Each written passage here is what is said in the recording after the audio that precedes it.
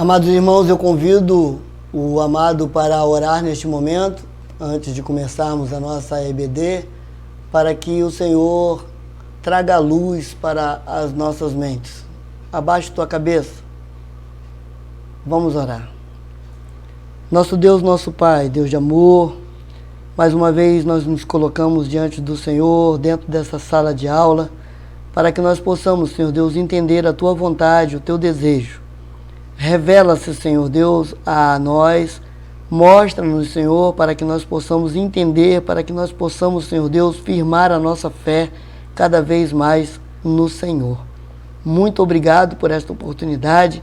Abençoe a todos aqueles que aqui estão, em nome de Jesus. Amém.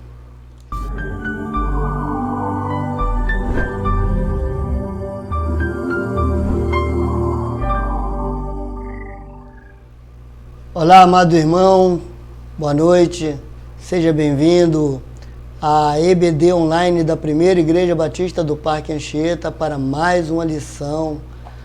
Lição essa que tem falado e tem mostrado para nós a grandeza desse Deus maravilhoso. Nós estamos estudando a pessoa de Deus, nós estamos estudando o nosso Deus Pai, do nosso Senhor Jesus Cristo, Criador dos céus e da terra. O salmista, no Salmo de número 42, ele diz: assim como a corça suspira pelas correntes de água, assim por ti, ó Deus, suspira a minha alma. Então, irmãos, nós precisamos ter sede de conhecer esse Deus maravilhoso, esse Deus que criou todas as coisas, e ele tem algumas particularidades que nós vamos estudar hoje, porque o nome da lição que nós vamos estudar hoje é o ser de Deus, seus atributos exclusivos. Então nós vamos estudar algumas particularidades que só o nosso Deus tem. Eu convido o amado irmão para abrir a tua Bíblia, pega a tua Bíblia que nós vamos decorrer dentro dela, procurar entender o que esta lição quer nos ensinar. Nós precisamos ter o desejo de conhecer, de estudar, de investigar, de conhecer a Deus Todo-Poderoso. O apóstolo Paulo, lá na sua carta aos Efésios, no capítulo 1, no versos 17 e nos versos 18, Paulo ele diz que a oração dele pelos crentes daquela igreja, a oração dele era para que o Deus Pai do nosso Senhor Jesus Cristo, através do seu Santo Espírito, desse o Espírito de sabedoria para aqueles crentes, para que eles conhecessem a Deus e a sua revelação. Deus ele se revela para nós, Deus ele se mostra para nós, Deus ele faz questão que nós conheçamos. Então nós precisamos conhecer a Deus através da tua palavra. Pega a tua Bíblia, vamos ler a palavra do Senhor para nós começarmos a nossa lição. Nós temos um direcionamento, a nossa revista ela nos convida a ir no livro de Isaías, capítulo 43, nos versos 10. Diante desse texto que nós vamos começar a conhecer este Deus. Isaías, capítulo 43, do versos 10, tem uma tradução aqui diferente que eu vou ler, talvez seja um pouco diferente da tua, mas quer dizer a mesma coisa. Diz assim a palavra do Senhor: vocês são minhas testemunhas, diz o Senhor. Vocês são o meu servo, a quem eu escolhi, para que vocês saibam, creiam em mim e entendam que eu sou, e que antes de mim Deus nenhum se formou, e depois de mim nenhum haverá. Olha só, meus irmãos, Deus ele já começa se revelando para nós. Ele está dizendo o seguinte: olha, eu sou o único Deus. Não há Deus além de mim. Depois, antes de mim, eu sou o único Deus. Então ele já começa a se revelar para nós, mostrando que ele é o Deus único, o Deus verdadeiro. Então a gente precisa entender que esse Deus que se revela para mim e para você, ele tem algumas particularidades. E são essas particularidades que nós vamos estudar nesse exato momento. Nós vamos estudar os atributos exclusivos de Deus. O que vem a ser atributos exclusivos de Deus? Atributos são características próprias de uma pessoa. No caso aqui, as características próprias do nosso Deus. E esses atributos só o nosso Deus tem. Só o Deus Criador dos céus e da terra, Pai do nosso Senhor Jesus Cristo tem. É uma particularidade dele. Então, esses atributos que nós vamos estudar hoje é uma particularidade, é exclusividade do nosso Deus. A primeira particularidade do nosso Deus que nós vamos estudar, que nós vamos ler, o próprio Deus vai mostrar isso para a gente, é a imutabilidade ou a inalterabilidade de Deus. Deus, ele não muda. Deus, ele continua sendo o mesmo. Deus é o mesmo Deus de Isaac, de Abraão, de Jacó. É o mesmo Deus que vem ao teu socorro hoje. É o mesmo Deus que ouve as suas orações hoje. Então nós precisamos entender isso. A segunda característica desse Deus, o segundo atributo desse Deus que nós vamos estudar é a eternidade. Deus, ele é eterno. Deus, ele não tem princípio e também não tem fim. Então nós precisamos entender que esse Deus, ele é eterno.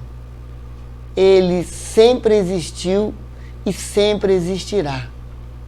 E também nós vamos estudar a onipresença desse Deus. Nós vamos estudar a onipotência de Deus e nós vamos estudar a onisciência de Deus. Esses atributos exclusivos de Deus, esses atributos que só o nosso Deus tem. Alguns teólogos dizem que esses atributos são atributos incomunicáveis de Deus. Nós, para frente, no futuro, nós vamos estudar os atributos comunicáveis de Deus, mas nesse exato momento nós vamos estudar alguns atributos, não todos eles, esses atributos que são exclusividade de Deus. Então, a imutabilidade quer dizer que Deus, ele não muda. Deus, ele não muda o que ele é. Ele não muda a tua essência. Isso não quer dizer que ele não possa agir diferente emocional e sentimentalmente em determinadas situações. Não. O nosso Deus, ele só tem uma palavra.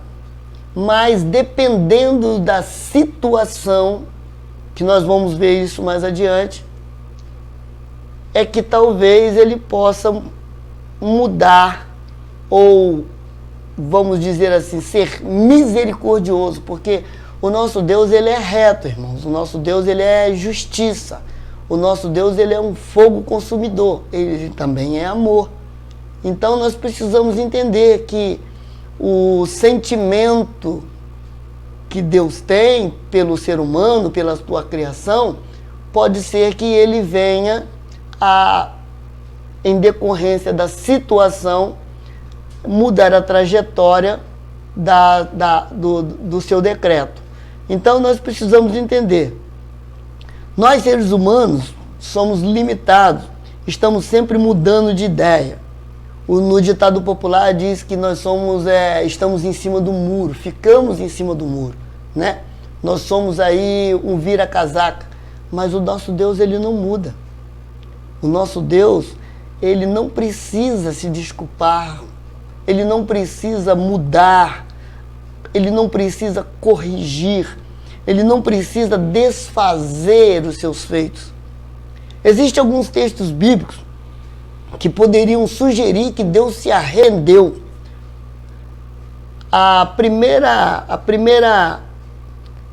O primeiro texto bíblico que nós vamos observar acerca disso está lá em Gênesis capítulo 6. Abre a tua Bíblia aí, acompanha comigo.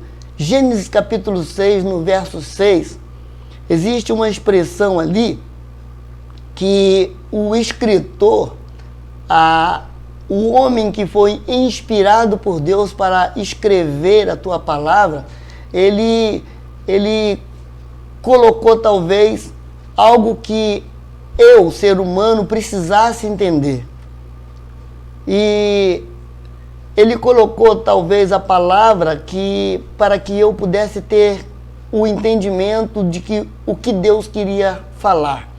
Aí, na tua Bíblia, talvez esteja escrito que Deus se arrependeu de ter feito o homem. Mas a palavra correta não seria arrepender, porque Deus ele não é homem para se arrepender. E em outras traduções, diz que Deus ficou triste em ter criado o homem, por causa da atitude do pecado que o homem começou a cometer. Mas os teólogos, eles têm a explicação para esse tipo de recurso literário. Ele chama de antropomorfismo. É uma palavra assim meio complicada, né? Antropomorfismo é de origem grega. Ela se divide, para a gente entender melhor a etimologia dessa palavra. Anthropos quer dizer homem, humano. Morphis quer dizer forma. E o sufixo ismo quer dizer sistema ou doutrina. Então a gente precisa entender que o antropomorfismo é a tendência ou o costume de atribuir traços humanos ou comportamentos a Deus. Traços humanos, a gente faz com que esses traços humanos sejam colocados em Deus para que eu possa compreender a linguagem que a Bíblia está trazendo para mim. Esse é o recurso literário do antropomorfismo para poder eu entender. Tal recurso é necessário, pois o nosso vocabulário não é adequado para relatar algumas atitudes divinas. Nós precisamos entender que a Bíblia ela não foi escrita diretamente na língua portuguesa. Ela precisou ser traduzida, e para que eu pudesse entender a linguagem de Deus, foi preciso trazer algo para que eu pudesse entender. Por exemplo, quando a pessoa diz que foi a mão de Deus que fez isso, foi a boca de Deus que falou, isso é o castigo de Deus. Então nós precisamos entender que há certos recursos literários para poder ser encaixado, para que eu possa entender aquilo que Deus quer dizer. E foi no caso aí de Gênesis capítulo 6, no verso 6, aonde foi colocado que Deus se arrependeu. Mas a gente sabe que Deus ele não é homem para que se arrependa. Não é verdade? Esse texto, você pode encontrar ele lá em Números, capítulo 23, nos versos 19. Tem uma linguagem moderna, né, que até o jovem usa, na nova tradução de hoje, né, que diz assim o verso: Deus não é como um homem que mente, não é um ser humano que muda de ideia. Quando foi que Deus prometeu e não cumpriu? Ele diz que faz e faz mesmo. Então, irmãos, a gente precisa entender que há recursos literários para que eu possa entender a linguagem de Deus. Não é que Deus ele se arrependeu de ter feito o homem. Ou em outras traduções diz que Deus se entristeceu de ter feito o homem. Por quê? Porque por causa da atitude do homem. Mas em determinados momentos também a gente pode aí observar que o próprio Deus ele também pode em determinados momentos mudar dependendo da situação, ele pode mudar a direção dessas histórias. Por exemplo, você vai falar assim, mas você acabou de dizer que Deus não muda. Realmente, o Deus ele é imutável. A própria palavra de Deus já nos mostra isso. Mas a gente precisa entender que, dependendo da situação, Deus ele se compadece. Ele tem misericórdia. Por exemplo, você lembra quando, lá no capítulo 38 do livro de Isaías, quando Deus manda Isaías visitar o rei Ezequias, que estava enfermo, e essa enfermidade era para a morte? A Bíblia diz que o Senhor mandou Isaías ao palácio, e quando Isaías já chegou, dizendo, Ezequias, ajeita a tua casa, põe a tua casa em ordem, porque morrerás. Então a gente vê aí no capítulo 32, do 38, de Isaías, que Deus ele chegou determinado. Deus já chegou com a tua palavra. Mas a Bíblia diz que Ezequias, no seu leito, virou para a parede e começou a orar a Deus. Senhor, lembra que eu fui correto na tua presença. Lembra, Senhor Deus, que eu cumpri os teus estatutos. Senhor, tenha misericórdia. E ele foi orando. E quando Isaías estava chegando quase lá no portão do palácio para poder ir embora, o Senhor fez com que Isaías voltasse. Isaías, retorna lá. Diga a esse homem que eu acrescentei mais 15 anos à vida dele. Então, a gente vê aí que aí você vai falar assim, poxa, mas Deus ele mudou de ideia, tá vendo? Como é que você disse que Deus é imutável? Mas a gente precisa entender que tem certas situações que Deus ele examina, porque Deus ele realmente ele reconhece a fidelidade do rei, ele reconhece a sinceridade do rei, mas não era pelo mérito da fidelidade do rei, e sim pela aliança que Deus tinha feito com Davi, avô ou tataravô de Ezequias. Você lembra que Deus tinha feito uma aliança com Davi, que nunca faltaria alguém da sua família sentada no trono de Judá, no trono de Jerusalém, no trono de Israel? Então a gente precisa entender que Deus, ele faz com que a palavra dele seja cumprida. Então é completamente diferente, tá ok? Então a gente precisa entender isso. Hebreus capítulo 13, nos versos 8, diz o seguinte: Jesus Cristo é o mesmo ontem, hoje e sempre. Jesus Cristo, ele é Deus. Então você pode ler tranquilamente, despreocupadamente, Deus é o mesmo ontem, hoje e sempre. E nós precisamos, irmãos, pela fé, nós precisamos conhecer esse Deus, nós precisamos entender que esse Deus, ele não muda. Aquilo que ele fez na antiguidade, ele continua fazendo. Outra característica desse Deus maravilhoso é a eternidade. Isso é algo exclusivo do nosso Deus também, a eternidade. A eternidade quer dizer que ele não tem princípio e nem fim. Também não está atrelado ao relógio, ao calendário.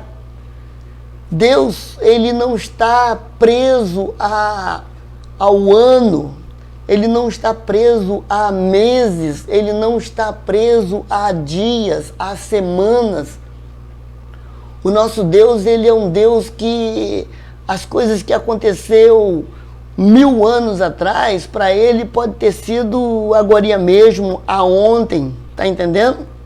Há uma coisa, amados, que nós precisamos e não devemos esquecer, nós precisamos entender e não devemos esquecer que está lá em 2 Pedro, no capítulo 3, 2 Pedro capítulo 3, no verso 8. Abre a tua Bíblia, faça essa investigação, leia a palavra de Deus, porque a Bíblia, sendo a palavra de Deus, é o próprio Deus que está te respondendo.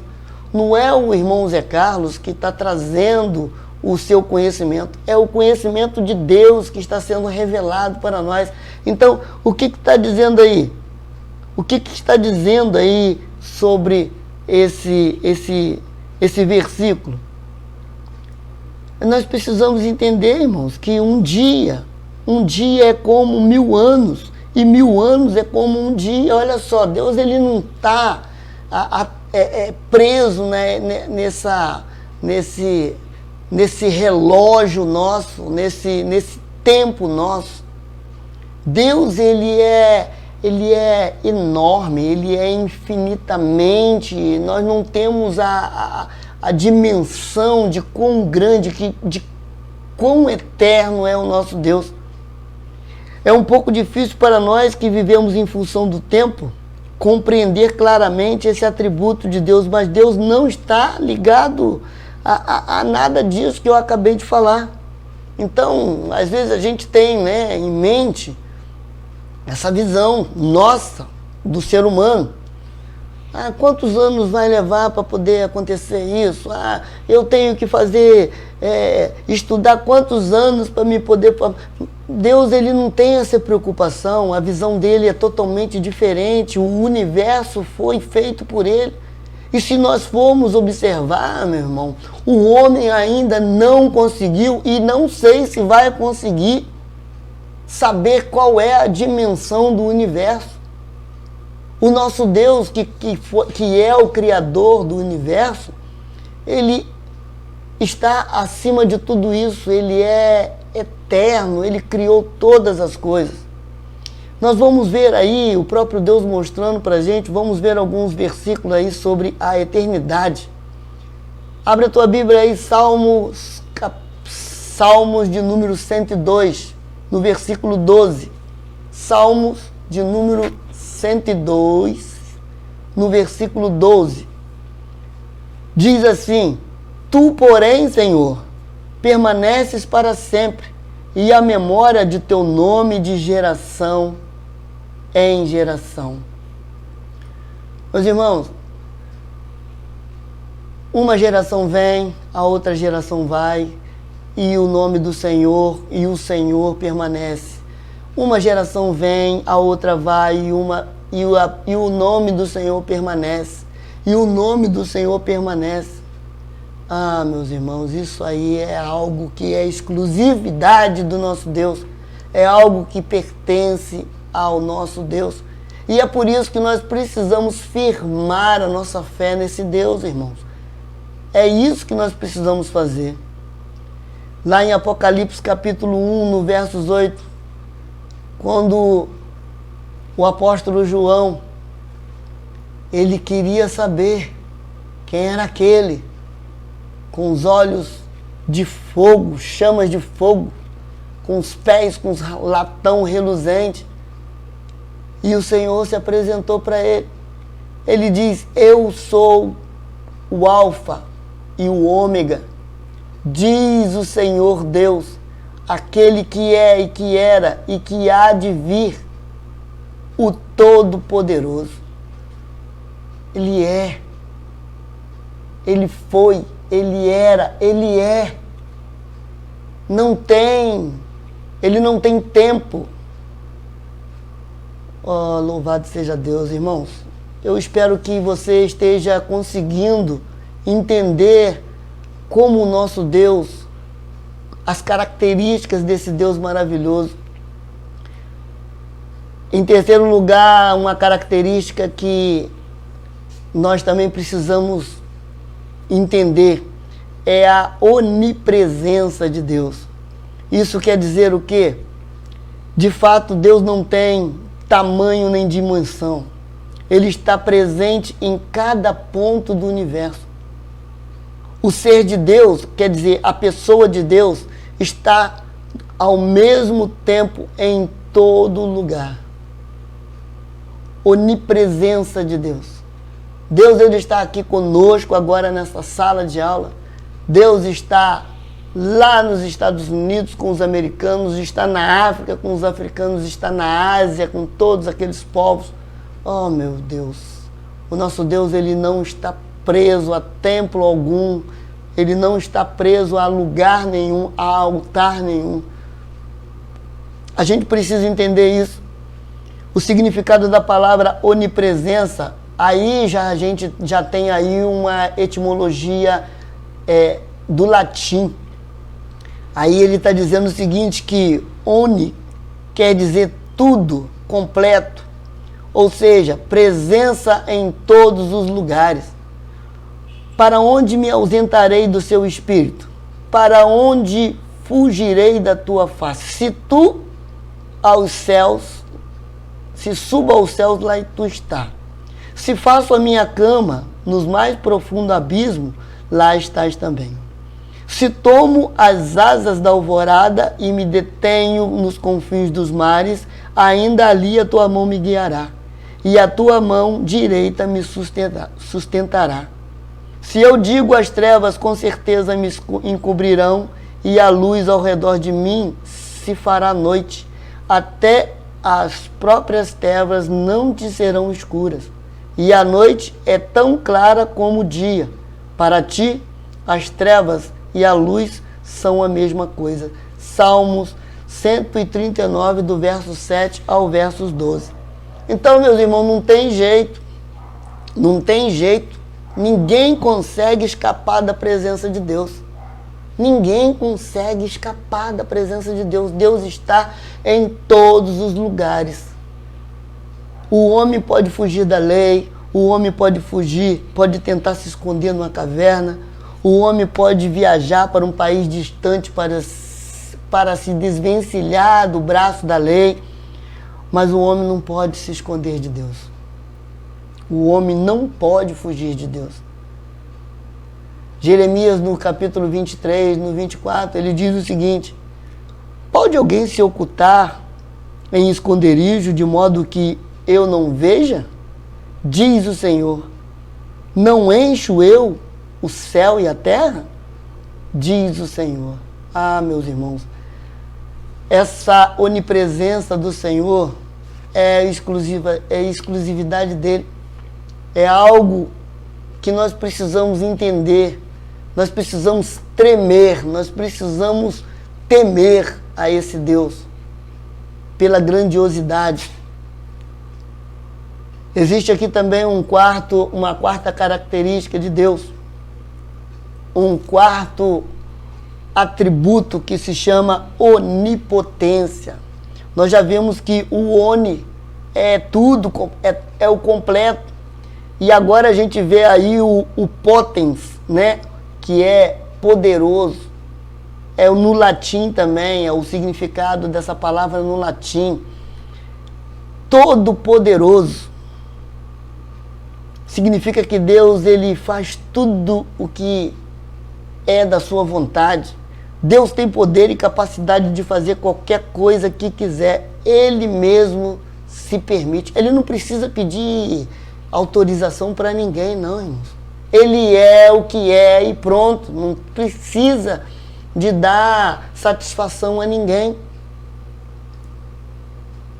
O salmista, lá no Salmos de número 62, abre a tua Bíblia, Salmos de número 62, versos 11, o que está dizendo aí? Uma vez Deus falou, duas vezes ouvi isto, que o poder pertence a Deus.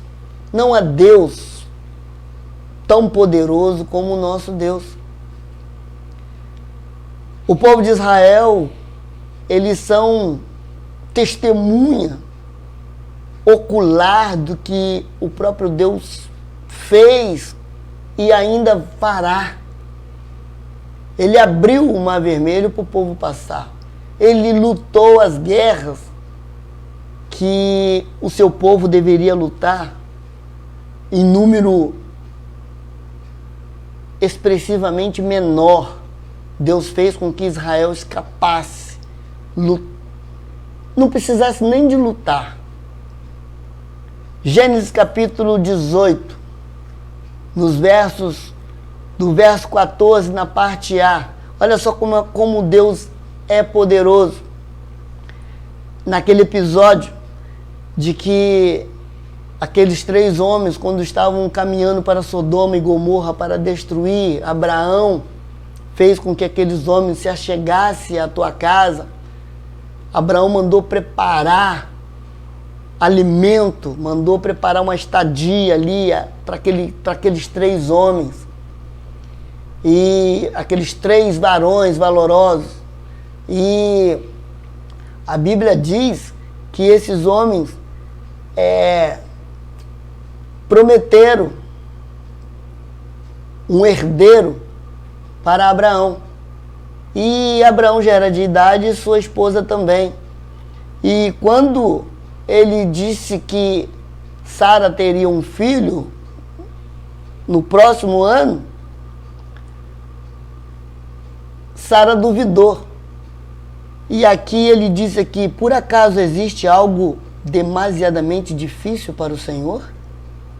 Nada é difícil para o nosso Deus. Nada é difícil para o nosso Deus. Para o nosso Deus nada é impossível. O nosso Deus é poderoso.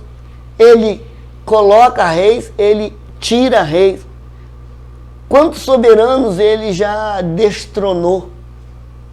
Quantas autoridades que se achavam o máximo, que se achavam o Todo-Poderoso, o Senhor provou para eles que eles não tinham poder nenhum. Algo que me deixa arrepiado quando eu leio é o livro de Daniel, no capítulo 4, quando o próprio rei Nabucodonosor, o próprio rei, reconhece a soberania de Deus. Meus irmãos, aquele homem, a Bíblia diz que em determinado momento, ele se levantou e chegou na varanda do seu palácio e começou a contemplar a Babilônia. Até o final da vista dele, ele disse: não é essa a Babilônia, a minha terra, a toda a terra que eu conquistei? Não é esse o meu reino?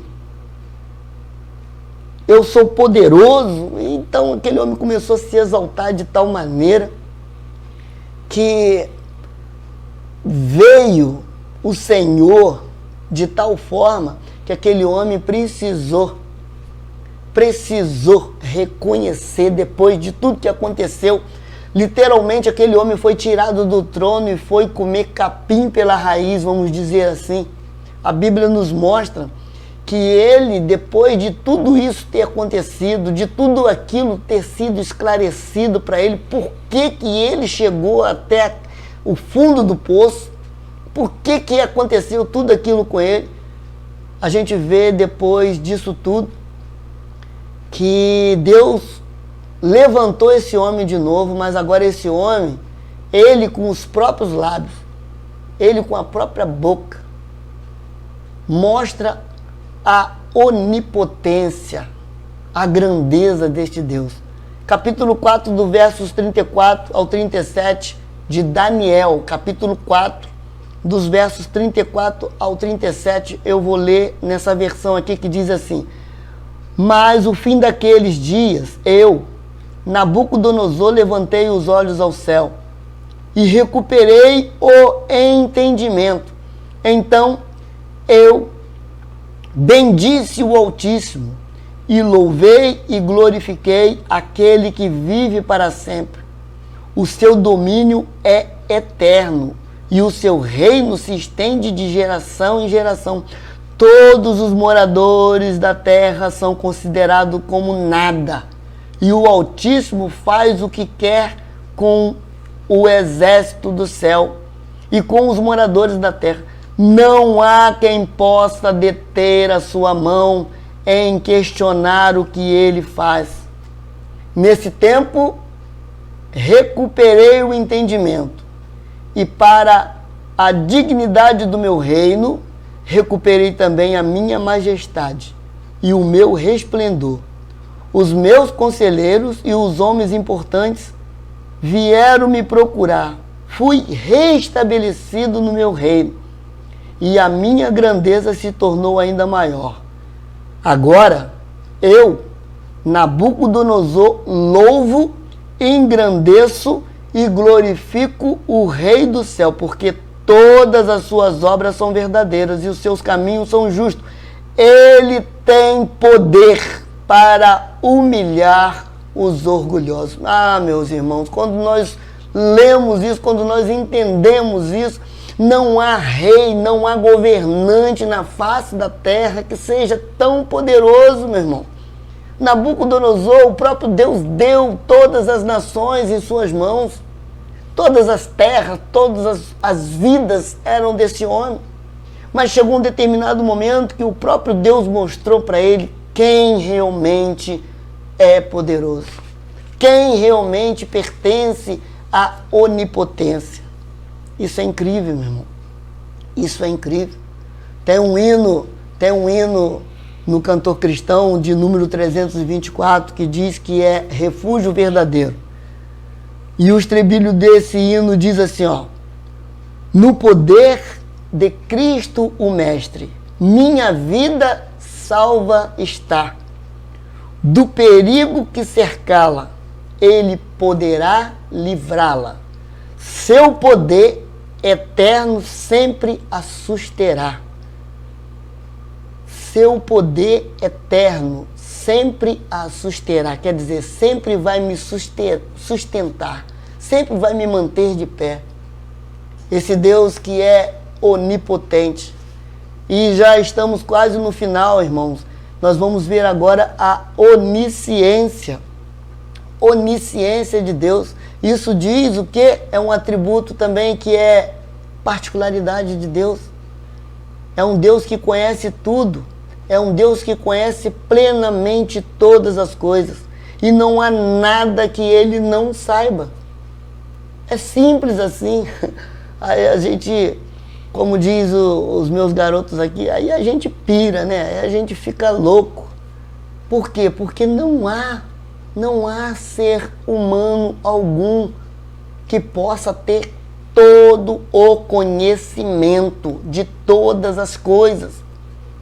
É incrível, meu irmão, mas o nosso Deus, ele é sabedor de todas as coisas.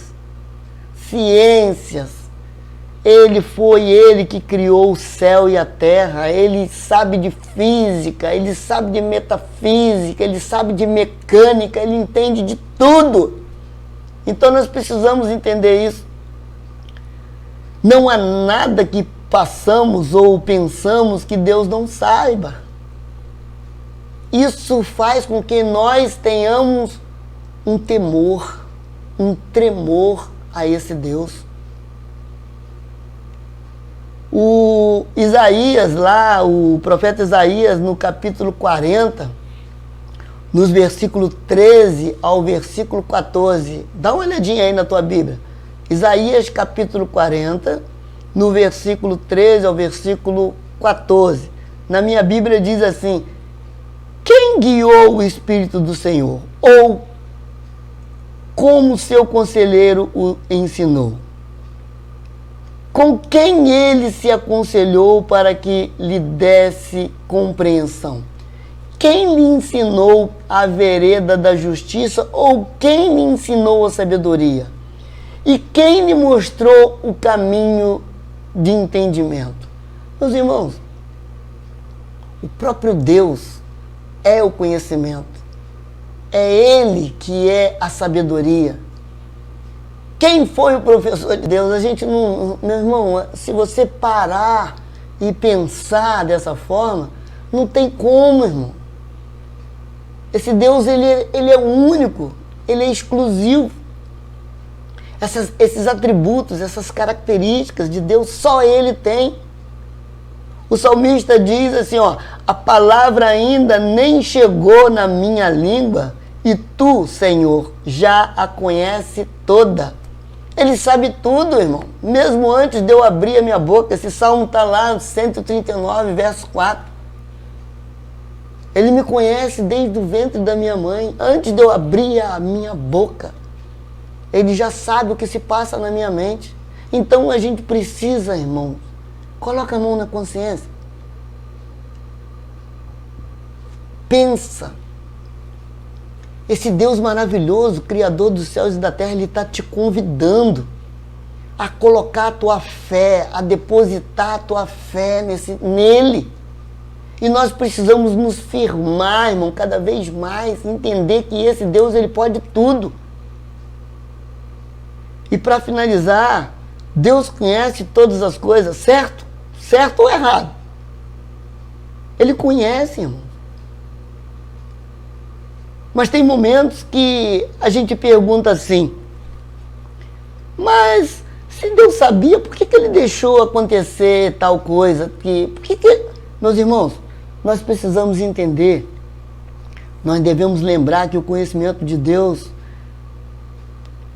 o conhecimento que Deus tem do futuro, não é causativo, não é a causa. Isso é uma coisa que não acontece apenas porque Deus sabia. A causa de todas as coisas é a vontade de Deus. Nós precisamos entender isso. Deus, Ele está sempre nos alertando. É por isso que nós, crentes, nós precisamos estar alertas, porque Ele, a todo tempo, Ele manda que vigiemos, para que nós não caiamos, para que nós não sejamos pegos de surpresa. Porque se você observar os mandamentos, dificilmente você vai acontecer algo que você não esteja avisado. Existe a vontade de Deus também que nós precisamos entender. O livro de Deuteronômio, né, que é a segunda lei, que são as palavras de Moisés antes dele ser recolhido pelo próprio Deus, né? Porque aquela geração que tinha saído do Egito não foi a mesma geração que entrou na terra de Canaã. Então Moisés precisava estar alertando o povo, Moisés precisava estar mostrando ao povo o que eles deveriam fazer, o que eles não deveriam fazer. Então aí, no finalzinho do livro de Deuteronômio, Moisés, ele faz um discurso, e quando chega no capítulo 29, do versículo 29, ele diz assim: as coisas encobertas pertencem ao Senhor, nosso Deus, porém as reveladas nos pertencem, a nós e aos nossos filhos para sempre, para que cumpramos todas as palavras desta lei. O Deus que já tem revelado, isso para nós, essa revelação já é resultado da nossa obediência. Se Ele está mostrando, é porque eu estou enxergando. E se eu estou enxergando, eu também já estou sendo alertado de que lá na frente pode acontecer algo que não seja da vontade de Deus. Louvado seja Deus, irmãos. Nós precisamos entender que o nosso Deus, Ele sabe de todas as coisas. Ele conhece o futuro, mas isso não impede dos acontecimentos que podem vir a acontecer comigo, que pode vir a acontecer com você. Consciência, nós precisamos entender que a consciência humana, Deus, ele sabe todas as coisas, e nós, como seres humanos, nós precisamos entender isso também. O fato de Deus saber o que se passa na mente humana, mesmo antes de nós pensarmos, pode ser a causa do temor e do tremor para o homem que esconde um pecado ainda não resolvido, um pecado ainda não abandonado.